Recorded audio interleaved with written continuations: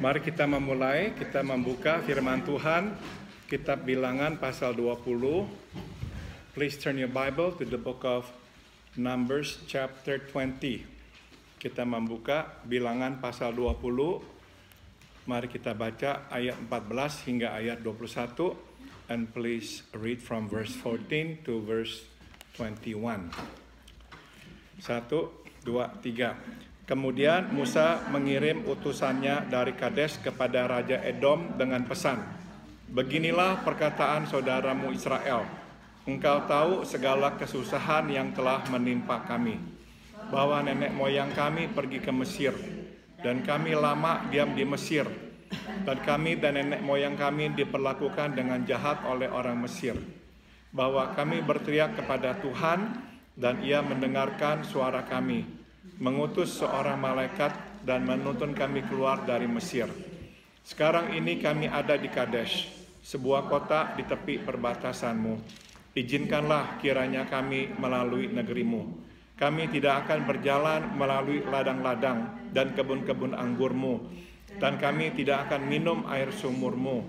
Jalan besar saja akan kami jalani dengan tidak menyimpang ke kanan atau ke kiri, sampai kami melalui batas daerahmu." Tapi orang Edom berkata kepada mereka, "Tidak boleh kamu melalui daerah kami. Nanti kami keluar menjumpai kamu dengan pedang." Lalu berkatalah orang Israel kepadanya, "Kami akan berjalan melalui jalan raya, dan jika kami dan ternak kami minum airmu, maka kami akan membayar uangnya.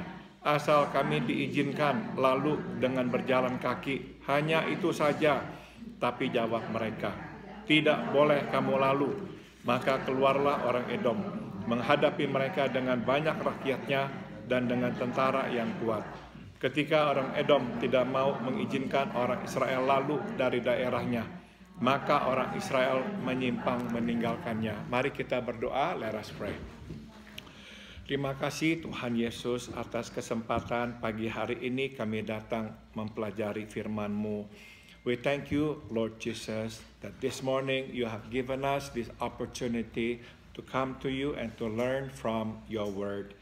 Kami berdoa, jelaskanlah firman-Mu supaya kami mengerti isi hati-Mu. So we pray, Father, please explain your word to us that we may know what's in your heart. Dalam nama Tuhan Yesus kami berdoa. In the name of Jesus we all pray. Amin. Mari kita buka halaman 49 di selebaran yang ada di tangan saudara. Please turn to page 49 in your hands out. Jalan tercepat dari Kadesi di selatan ke Kanaan di utara adalah lewat Edom. Ya, so the quickest way from Kadesh, which is on the southern part, to Canaan, which is on the northern part, is through Edom. Itu sebab Musa mengirim utusan untuk meminta izin melewati Edom. So that's the reason why Moses sent an envoy to Edom and asked permission to pass through Edom. Sayangnya Edom menolak, tambahkan kata menolak.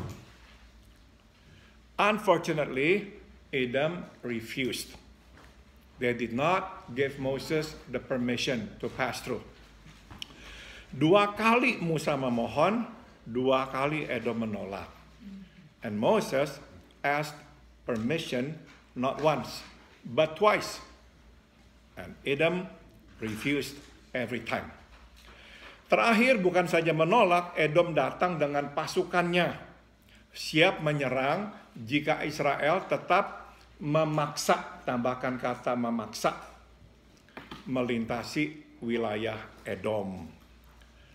And in the end, not only did they refuse, they also came with their troops, with their soldiers. They were ready to attack Israel if Israel entered Edom's region. Mungkin kita bertanya, mengapa Musa mesti meminta izin dan tidak memaksakan kehendaknya masuk dan melintasi Edom? Perhaps we're wondering why Moses had to ask for permission. Why didn't he just force his way in and pass through Edom? Ini jawabannya. Here's the answer. Tuhan tidak mengizinkan. God did not permit them to do so. Di Ulangan pasal 23 ayat 7 dapat kita baca perintah Tuhan Allah kepada Israel. In the book of Deuteronomy chapter 23 verse 7, we can read the command of the Lord God to Israel. Janganlah engkau menganggap keji orang Edom, sebab dialah saudaramu. Ya, the Lord God said to Israel, do not abhor the Edomites, because they are your brothers. Saudara, kata menganggap keji sama dengan kata menghina, ya. So the word abhor, the same thing as like putting him down or putting them down, having no respect, disdain. Edom yang secara harfiah berarti merah, betul. Tambahkan kata merah adalah nama panggilan Esau, kakak kandung Yakub, nenek moyang orang Israel. So the word Edom literally means red. And it is a nickname of Esau. And Esau, as we know, was the brother of Jacob. And Jacob was the ancestor of the Israelites. Jadi Edom adalah saudara Israel. Ya, so Edom was the brother of Israel. Itu sebab Tuhan tidak mengizinkan Israel menyerang Edom. And that's the reason why the Lord God did not permit Israel to attack Edom. Ngerti ya? Itu sebab Musa meminta izin baik-baik. That was the reason Moses asked for permission, courteously. Karena memang Tuhan tidak mengizinkan mereka memandang rendah atau menghina orang-orang Edom. Because God did not permit them to abhor, to put down the Edomites. Sambung. Lebih dari 400 tahun sebelumnya, Yakub dan Esau berdamai setelah sebelumnya bermusuhan. Tambahkan kata bermusuhan. So more than 400 years before, Jacob and Esau made peace. After they were in enmity for a number of years, as you remember. Mungkin kita masih ingat Esau marah kepada Yakub karena mengambil hak kesulungannya. Dan itu sebab ya Esau berniat membunuh Yakub. Perhaps we still remember Esau was angry at Jacob for taking his first or birthright. As a consequence, Esau planned on killing Jacob. Itu sebab Yakub melarikan diri ke rumah keluarga ibunya Ribka di Haran. And that's the reason Jacob fled to the house of his mother Rebecca in Haran. Esau marah sebab bukannya keberuntungan yang diperolehnya, malah kebuntungan. Tambahkan kata kebuntungan. You see, Esau was angry at Jacob because kebuntungan. Esau was angry because not only did he not get or receive blessings or fortune, he received losses, misfortune. Dengarlah apa yang disampaikan oleh Ishak ayahnya. Please take a listen to what his father Isaac said to him. Sesungguhnya tempat kediamanmu akan jauh dari tanah yang gemuk di bumi dan jauh dari embun di atas. Truly I say to you, your dwelling will be far from fertile land. and from the mist.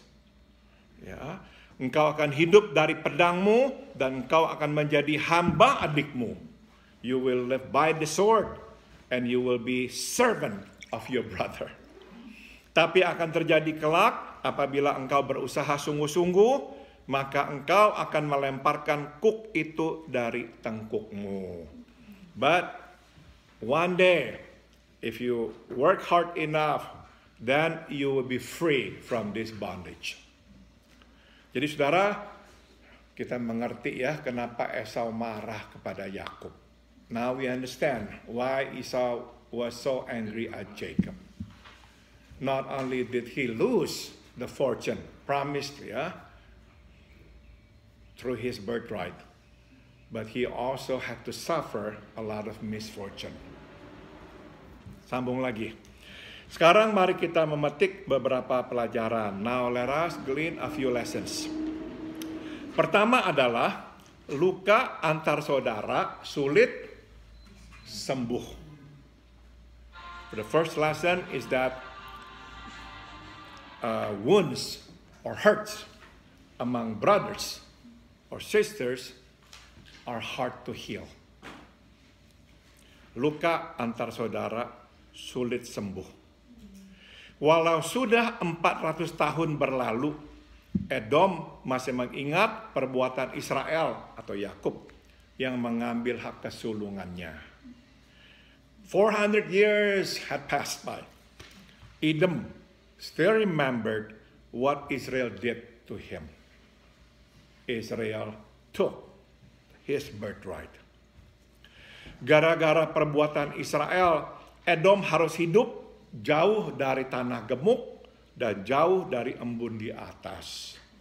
Because of Israel, Edom had to live far from fertile land and far from the mist, the dew.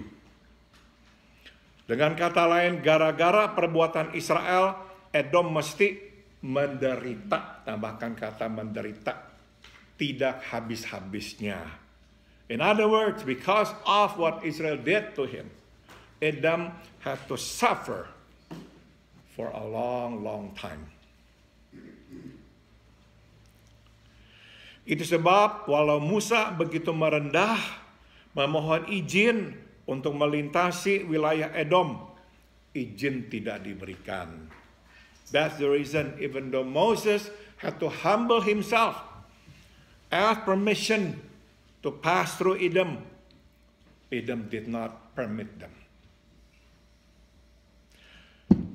Walau Edom tahu bahwa selama 400 tahun Israel menderita di Mesir, tetap hatinya tidak tergerak oleh belas kasihan. Even though Edom knew that for 400 years Israel suffered in Egypt, their hearts were not moved by compassion. Luka yang ditimbulkan oleh saudara, tambahkan kata saudara, sulit sembuh. Hurt or wound caused by our own brothers or sisters are hard to heal. Tidak mudah menyembuhkan hati yang terluka, terutama bila luka itu ditimbulkan oleh saudara sendiri.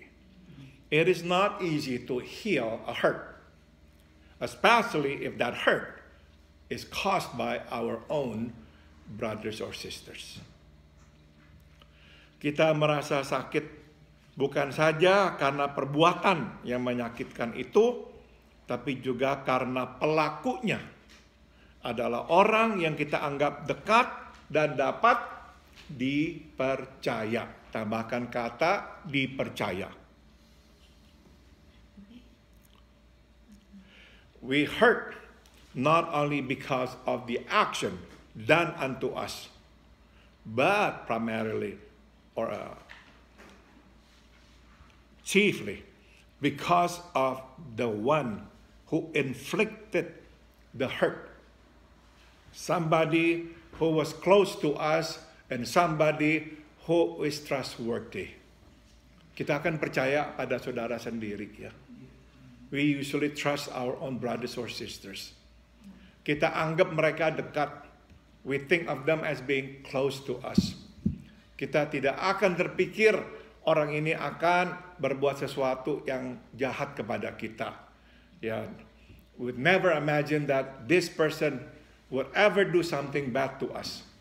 Nah, itu sebab waktu saudara sendiri melukai kita, menjahati kita, susah luka ini sembuh. And that's the reason, ya. When somebody who is close to us, whom we consider as our brothers or our sisters, hurt us, do something bad to us, it is difficult to forgive. It is difficult for the wound to heal. Nah, tidak heran perang saudara lebih susah dipadamkan daripada perang dengan orang asing. And that is the reason why civil war is really hard to deal with. Hard to actually be eliminated from the memory of those involved in the war. Itu sebab kita mesti berhati-hati, bersikap dengan saudara sendiri. Pikirkanlah akibatnya, tambahkan kata akibatnya, sebelum kita bertindak. Therefore, we must be careful when it comes to dealing with our own brothers and sisters. We must think of the consequence before we do anything. Saya kira saudara-saudara di sini bisa mengerti ya apa yang saya coba jelaskan. I'm sure you all can understand what I'm trying to share with you. Tidak mudah memang menyembuhkan luka yang ditimbulkan oleh saudara sendiri.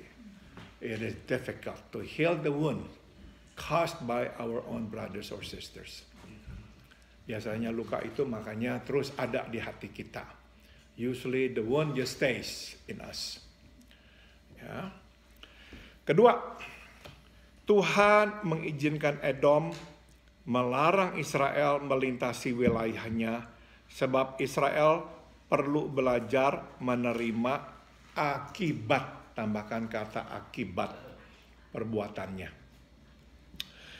Second lesson we can glean is that God permitted Edom to prohibit Israel, to forbid Israel from passing through their region because Israel also needed to learn to accept responsibility for their action or to bear the consequence of their action.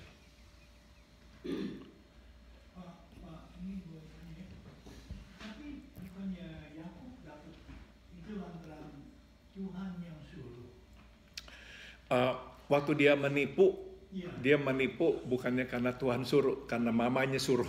Tapi benar, tapi kan bukannya pernah Tuhan berkata sama dia bahwa dia bakalan dapat. Very good point. Dalam pelajaran minggu depan kita akan bahas ini. Yeah, very good point. Yeah. Okay, next time we'll discuss that. Very good question. Very good question. Ya, sambung lagi. Di dalam rencana Tuhan, memang Israel, bukan Edom, adalah pilihan Tuhan untuk menjadi saluran berkat-Nya bagi seluruh umat manusia. Oh sorry, ini hari akan dibahas kok, ini dia.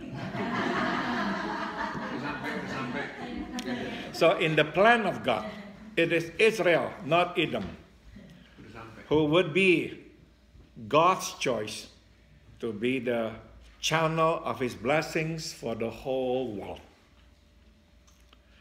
Kesalahan Israel adalah ia menggunakan cara, tambahkan kata cara, yang tidak jujur, yaitu memperdaya ayahnya untuk mendapatkan berkat dan kehormatan itu. The mistake that Israel committed was that he used a dishonest way, a dishonest means. Yeah, he deceived his father to get that blessing and that honor. Sekarang akan dibahas ya, habis bisa dapat with what father means would he have gotten the firstborn rights? I'm sorry. Dengan cara apa? Cara lain? Ada cara lain nggak kalau misalnya? Bukannya dia Bukannya nipu. itu dengan cara Gimana menipu. cara? Okay, good question. Let me finish this last part ya. Sesungguhnya, ini jawabannya ya, Israel tidak harus menipu ayahnya Ishak. Sebab berkat dan pilihan Tuhan atasnya akan tetap turun. Tambahkan kata turun. The truth is, Israel did not have to resort to deceiving his father. Because God's blessing and God's election would still be on him. Okay. Kesalahan ini akhirnya dibayar 400 tahun kemudian. So this mistake had to be paid even after 400 years later. Nah, jadi begini pertanyaannya, Kodev adalah, apakah Yakub akan tetap mendapatkan berkat dan pilihan Tuhan jika dia tidak menipu ayahnya? Bukan. Berkat sama pilihan Tuhan dia tetap bakalan dapat, tapi apa dia bakalan dapat the firstborn right from Yes. Yeah. his father? Yes, he still would get it. Karena memang gini, sebelumnya waktu Yakub itu tuh waktu Esau itu pulang, dia kecapean ya. Dia itu tuh lihat Yakub sedang masak, dia minta itu makanan ya. Remember the story, Esau came back from hunting, he was really tired, and then he saw Jacob cooking a meal, the red bean soup ya. And then he asked for it, and then Jacob again deceived him, and then asked, "Can you give me your birthright?" And Esau just said, "Yes, go ahead." Jadi, kenapa kok Tuhan gak memilih Esau? The question is, why didn't God choose Esau? Karena Esau memang enggak menghargai pemberian Tuhan itu, hak kesulungan itu. Why God took it away from Esau? Because Esau did not appreciate, he took it for granted, what God had prepared for him. That's why God allowed that to happen. The means was wrong. The means was wrong. Tapi in the end God would give it to Jacob. Oh, he already agreed to give his birthright. He did. He did. Yeah, he already sold it. Yeah, very cheaply. He sold it very cheaply. That's why in the end God did not give it to him. Yeah. Bentar masak. Kampung lagi. Tuhan mengampuni kita dari hukuman dosa. Tambahkan kata hukuman. Tapi ia tidak membebaskan kita dari akibat dosa. Tambahkan kata akibat. Ya, God forgives us from the punishment of sin, or the penalty of sin. But He does not free us, exempt us from the consequence of sin. Saudara, sebagai contoh ya, sewaktu seseorang melakukan kejahatan, akhirnya dia ditangkap dan dimasukkan ke dalam penjara. Saudara, waktu dia meminta ampun kepada Tuhan, Tuhan ampuni nggak? So if somebody perpetrate a crime, okay, and then has to serve time in jail, and if that person asks for God's forgiveness, will God forgive him or her? Of course, God will forgive him or her. Tapi saudara, orang itu tetap nggak harus menjalani masa tahanannya. But that person will still have to serve time in jail. Artinya jadinya Tuhan mengampuni. Hukuman dari Tuhan akan hilangkan. Tapi akibatnya dia harus tanggung. But the consequence, he has to pay for it. Dalam tugas saya sebagai konselor, saya sering menjumpai kasus-kasus seperti ini. Ya, in my work as a counselor, I have to encounter this kind of problem quite a bit. Saudara, ada orang-orang yang sewaktu masih muda, ya, misalkan lah ya seorang ayah tidak baik kepada keluarganya, jahat kepada istrinya, kepada anak-anaknya. Suppose this is a man. When he was young, he wasn't nice to his family. For example, he abused his wife, he abused his children. Nah, saudara, akhirnya di hari tua orang ini bertobat, minta pengampunan Tuhan. At his old age, this man supposedly repented and asked God to forgive him. God forgive him. Tapi ini yang saya lihat. Akibat perbuatannya dulu, yang menjahati istrinya, menjahati anak-anaknya, akibat itu tuh tetap ada. But the consequence of his action, abusing his wife, abusing his children, remain. Apa misalnya akibatnya? Meskipun ayahnya ini udah bertobat di hari tua, anak-anaknya tetap tidak bisa dekat sama papanya. What are some of the consequences? Even though the father has now repented, the children still cannot be close to their father. Meskipun suaminya udah bertobat, istrinya tetap tidak bisa dekat-dekat, intim-intim dengan suaminya. Even though the husband has now repented, the wife still cannot be intimate with her husband. Jadi saudara-saudara, Tuhan mengampuni. Betul. Hukuman dosa Tuhan sudah lenyapkan. It's true. God forgives us. He does not punish us anymore. Tapi the consequence, akibat perbuatan itu, kita mesti tanggung. But the consequence of sin, we have to bear. Sambung lagi. Hukuman dosa adalah mati. Seharusnya kita mati. Tapi Yesus Putra Allah mati menggantikan kita. You see, the penalty of sin is death. It's us who have to die. But Jesus, the Son of God, died in our place. Tapi akibat dosa, but the consequence of sin, seperti misalnya hilangnya kepercayaan, mesti kita tanggung sendiri. Tambahkan kata tanggung.